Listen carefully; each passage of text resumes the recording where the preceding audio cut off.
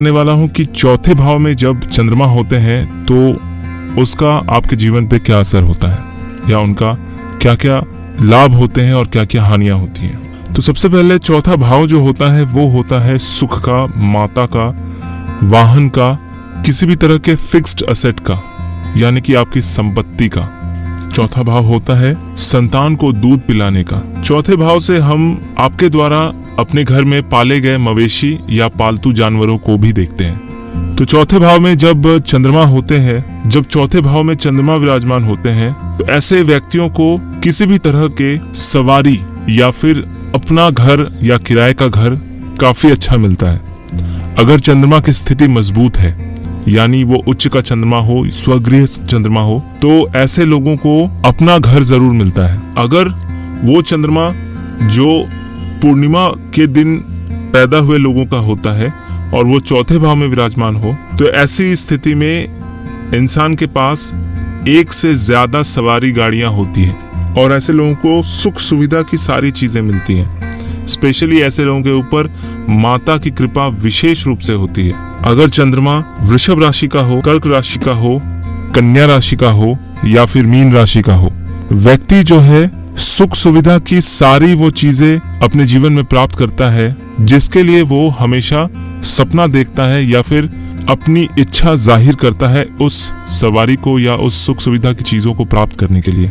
चौथे भाव का चंद्रमा जो है व्यक्ति को मीठा खाना या स्वादिष्ट खाना खाने का बहुत ज्यादा शौकीन बनाता है। स्पेशली तली हुई या गरिष्ठ भोजन ज्यादा पसंद करते हैं ऐसे लोग। इस वजह से चौथे भाव का चंद्रमा जो है वो व्यक्ति को ओवरवेट देता है। ओवरवेट मतलब बॉडी में फैट की मात्रा बढ़ जाना या वसा अतिरिक्त मात्रा में शरीर में बन जाना। चौथे घर में जब चंद्रमा विराजमान होते हैं, ऐसे लोगों का बेडरूम जो है वो बहुत ही कंफर्टेबल होता है। वो अक्सर बहुत ही आरामदेह बिस्तर पे सोना पसंद करते हैं और अक्सर वो अपने घर में जो बिस्तर है उसको बिल्कुल सॉफ्ट ही बनाते हैं। चौथा भाव अगर देखा जाए तो माता के स्तनपान का भी होता है। जिनके चौथे भाव में चंद्रमा की स्थिति मजबूत रहती है उन लोगों को माँ का दूध भरपूर रूप से मिलता है। अगर किसी पाप ग्रह से चंद्रमा ग्रसित हो जाए, जैसे कि मंगल, शनि, सूर्य अथवा राहु केतु, तो ऐसे लोगों को माँ का दूध सही तरीके से नहीं मिलता और अक्सर उन लोगों को कुपोषण का शिकार होना पड़ता है।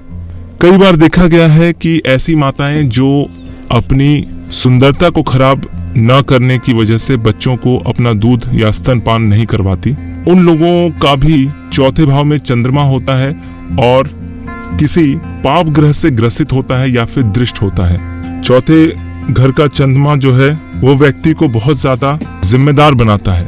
वो अपने दोस्तों के प्रति बहुत ही वफादार होता है और अपने काम को बहुत ही सीरियसली लेते हैं। अगर करियर की बात करें तो चौथे भाव का चंद्रमा जो है व्यक्ति को अपने करियर के प्रति बहुत ज्यादा सीरियस बनाता है और अक्सर ऐसे लोग अपने करियर के पीछे भागते भागते वो सारी चीजें छोड़ देना चाहते हैं जो उनके करियर में रुकावटें बनती हैं। चौथे का चंद्रमा संपत्ति, जैसे कि कोई घर, कोई प्रॉपर्टी या फिर कोई प्लॉट दिलाने में काफी ज्यादा हेल्पफुल होता है। अक्सर देखा गया है कि अगर चंद्रमा चौथे भाव में मजबूत स्थिति में है तो ऐसे लोग रियल एस्टेट के बिजनेस भी करते हैं। अगर चंद्रमा के साथ साथ राहु की स्थिति भी मजबूत है तो ऐसे लोग सफल रियल एस्टेट ब्रोकर होते हैं।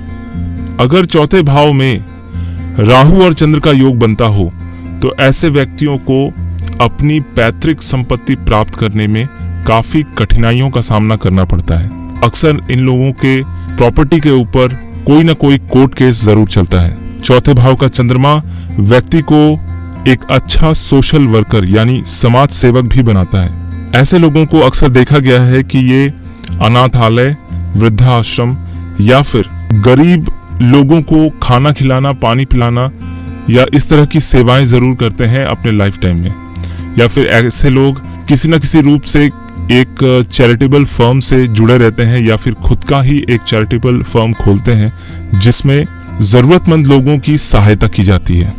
चौथे भाव का चंद्रमा व्यक्ति को अपने या अपने परिवार वालों के स्वास्थ्य के प्रति काफी सजग बनाता है। घर में ऐसा व्यक्ति अगर खुद बीमार हो या घर के या परिवार के कोई दूसरे लोग बीमार हो, तो ऐसे लोग जो है बहुत ही चुस्ती के साथ मेडिकल रेमेडी को करते हैं, यानी कि किसी भी तरह के चिकित्सा को वो तुरंत ही अमल करते हैं। एक तरह से आप कह सकते हैं कि ऐसे लोग फर्स्ट एड करना पसंद करते हैं और ऐसे लोग फर्स्ट एड करके व्यक्ति को कम से कम हॉस्पिटल तक ले जाने में काफी ज्यादा मदद करते हैं। ऐसे लोग किसी भी तरह के सर्जरी या शल्य चिकित्सा को नहीं करवाना चाहते। वो अक्सर इस तरह के इश्यूज से डरते हैं और कोशिश ये करते हैं कि चिकित्सा अगर मेडिसिन या दवा के द्वारा हो जाए तो उनके लिए ज्यादा बेहतर होगा। तो अक्सर देखा गया है ऐसे लोग ऑपरेशन थिएटर में जाकर भी वापस लौट आते हैं, क्योंकि उनको ऐसा लगता है कि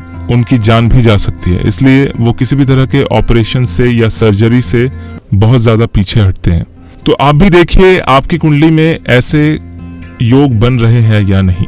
अगर बनते हैं तो आपको सावधानी बरतनी जरूरी है। तो आपको मेरा ये वीडियो कैसा लगा कमेंट कीजिए, शेयर कीजिए, लाइक कीजिए, ताकि दूसरे भी इसका फायदा उठा सकें। और सब्सक्राइब करना बिल्कुल ना भूलें। मेरा ये वीडियो देखने के लिए आपका बहुत बहुत धन्यवाद।